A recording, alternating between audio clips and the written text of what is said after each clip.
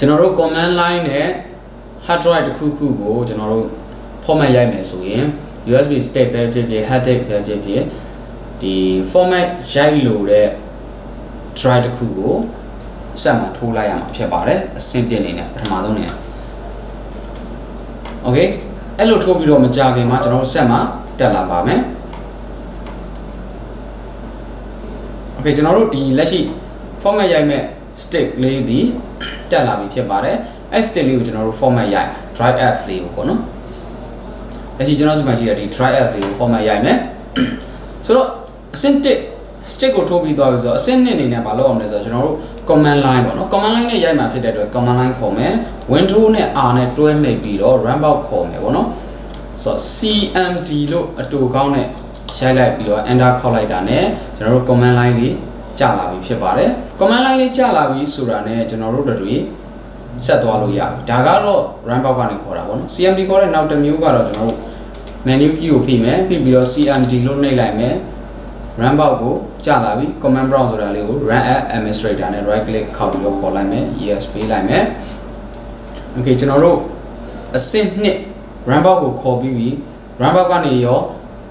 ဒီတိုင်း menu ကနေရော command prompt လေးရောက်လာပြီဆိုတော့ CMD လေးရောက်လာပြီဆိုတော့ကျွန်တော်တို့တွေနောက်ထပ်အဆင့်3အနေနဲ့ကတော့ဒီ format ရိုက်မဲ့ stick ကိုအဆင့်ဆင့် command line နဲ့ရိုက်သွားတော့ရုံပဲပေါ့နော်ရိုက်သွားပြီးတော့ကျွန်တော်တို့ format ချမယ်ကျွန်တော်ပထမဆုံး command အနေနဲ့ ___dspath diskbar ပေါ့နော် diskbar ဆိုတာခောက်လိုက်မယ်ရိုက်ပြီးတော့ကျွန်တော်တို့နောက်ထပ်တစ်ချောင်းကတော့ list listed ပေါ့လက်ရှိရှိနေတဲ့ disk တွေဒီ disk 0ဒီကျွန်တော်တို့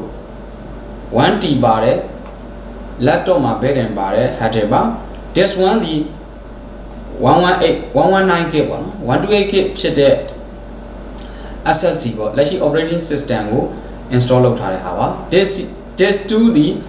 7388MB ဆိုတာကကျွန်တော်တို့ 8GB ရှိတယ်ကျွန်တော်ရဲ့စောစောထိုးလိုက်တဲ့ hot stick လေးဖြစ်ပါတယ်ဆိုတော့ဒီ stick လေးကိုကျွန်တော်တို့ format ရိုက်မှာ disk 2ကို format ရိုက်မှာဖြစ်ပါတယ်ဒီနေရာမှာ drive letter လေးတွေ disk 0123မှာသွားတာနဲ့ကျွန်တော်တို့ format ချတာနဲ့ set တစ်ခုလုံးထိလဲ NDA ပြုနိုင်ပါတယ်ဆိုတော့ကျွန်တော်တို့နောက်တစ်ခုက ___ecd/disk/disk format ရိုက်မယ် drive ကိုရွေးရမှာဖြစ်ပါတယ်1 2 3မှားလို့မရပါဘူးမှားတာနဲ့တခြားဟာအကုန်ပြတ်မှာဖြစ်ပါတယ်ဆိုတော့မမှားဖို့မိတ်ဆွေတို့လုံးဝသတိထားပါကျွန်တော်ကတော့ disk 2ဖြစ်တဲ့အတွက် disk 2ကို select ပေးပြီးတော့ကျွန်တော် enter ခောက်လိုက်ပါမယ် enter ခောက်ပြီးပြီဆိုတာနဲ့ကျွန်တော်တို့နောက်ထပ်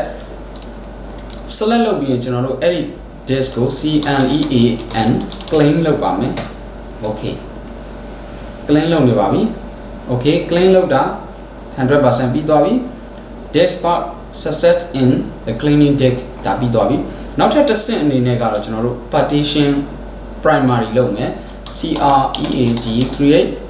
create partition create partition primary ဆိုတာကို enter ခောက်လိုက်မယ်ဒါပြီးပြီဆိုရင်ကျွန်တော်တို့နောက်ထပ် format ရ format အမျိုးအစားရွေးမယ် format format fs and fs ကို format ရိုက်မယ် type ကိုရွေးပြီးတော့ 𝗀𝗂𝗽𝗂𝗃 quick ဆိုပြီးတော့ enter ခောက်လိုက်မယ်0ကနေပြီးတော့ကျွန်တော်တို့ 100% ထိရောက်သွားပြီဆိုရင်တော့ကျွန်တော်တို့ format ချတာအောင်မြင်ပါပြီ okay 100% completed ဖြစ်သွားပြီနောက်ထပ်ကျွန်တော်တို့အဲ့ဒီ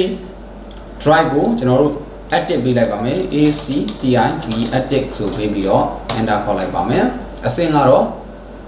တိတ်မများပါဘူး active ပြီးသွားပြီဆိုတာနဲ့ assign assign mette က letter G လို့ပေးမလား E လို့ပေးမလားကျွန်တော်ဒီထဲမှာ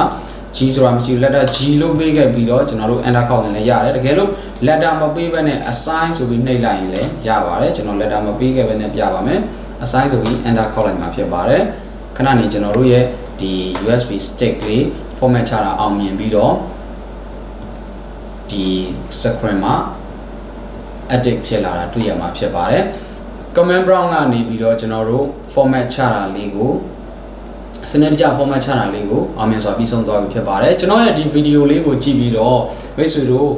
ဘဟုသုတတစုံတရာရတယ်ဆိုရင်လည်းကျွန်တော်ရဲ့ channel လေးကို like and subscribe လုပ်ခဲ့ပြီးတော့အားပေးလို့ရပါတယ်မိတ်ဆွေတို့ရဲ့ like တွေ subscribe တွေဟာကျွန်တော်ရဲ့ရည်တည်မှုပါ မေးချင်တာဆွေးနွေးချင်တာလေးတွေရှိရင်လည်း comment မှာမှန်ခဲ့ပေးပါကျွန်တော်ကတော့ technical help ကလင်းအောင်ပါအားလုံးကိုကျေးဇူးတင်ပါတယ်ခင်ဗျာ